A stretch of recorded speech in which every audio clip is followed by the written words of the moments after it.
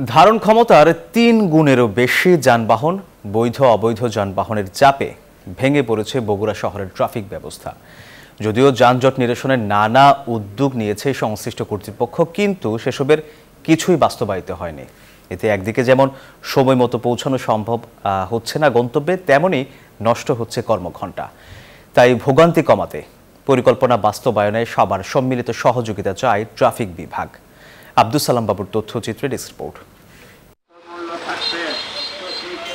Pitch ঢালা পথে নগর জীবনের ব্যস্ততা থমকে আছে যানবাহনের চাকায়। প্রয়োজনের তাগিদে নগরবাসীর মাঝে তাড়া থাকলেও সময়ের অনেকটাই কেটে যায় পথেই। বিশ্বমানের থার্মিক্স রড, সালাম স্টিল থার্মিক্স, দেশের একমাত্র থার্মিক্স রড। উত্তরের প্রাণকেন্দ্র বগুড়া শহরের বেশিরভাগ সড়ক ব্যাটারি চালিত অটোরিকশা, ইজি বাইকের দখলে। গুরুত্বপূর্ণ সড়কগুলোতেও অবৈধ স্ট্যান্ড, রাস্তার দুপাশ দখল করে যত্রতত্র পার্কিং, সড়ক ও ফুটপাত মৌসুমী ব্যবসায়ীদের দৌরাত্মে হয়েছে সংকুচিত।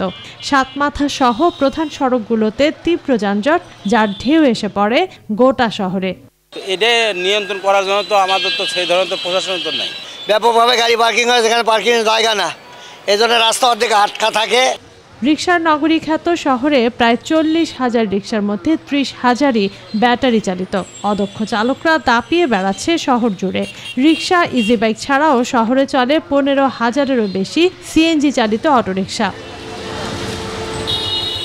এখানে আরেক দুর্ভোগের নাম রেলগেট ব্যারিয়ার। শহরের ভেতর 3টি রেলগেট ব্যারিয়ার অতিক্রম করতে প্রতিটি ট্রেন চলাচলের সময় কমপক্ষে 10 মিনিট আগ থেকে গেট বন্ধ থাকে, যা যানজট আরও বাড়িয়ে দেয়। যাত্রী নিয়ে এসে আধা ঘন্টা 40 মিনিট ধরে যানজটে পড়ে থাকি। আমরা যেদিকে যাই ওই যানজটে ভাগেতে পড়ি, পুলিশের নিয়ন্ত্রণ কম। সবার সহযোগিতা পেলে যানজট নিয়ন্ত্রণের পরিকল্পনা বাস্তবায়ন সম্ভব বলছে পুলিশ। ইঞ্জিন চালিত রিকশা, অটো এই জিনিসগুলোকে ব্যবহারের জন্য এবং এটা সম্মিলিত কার্যক্রমের জন্য জেলা প্রশাসন পৌরসভার সাথে আমাদের সমন্বয়ভাবে কাজ করছে। অবৈধ যানবাহনের চাপে বিশৃঙ্খল ট্রাফিক ব্যবস্থায় শৃঙ্খলা ফেরাতে দ্রুত পদক্ষেপ নেওয়ার দাবি স্থানীয়দের। Desk report, news 24।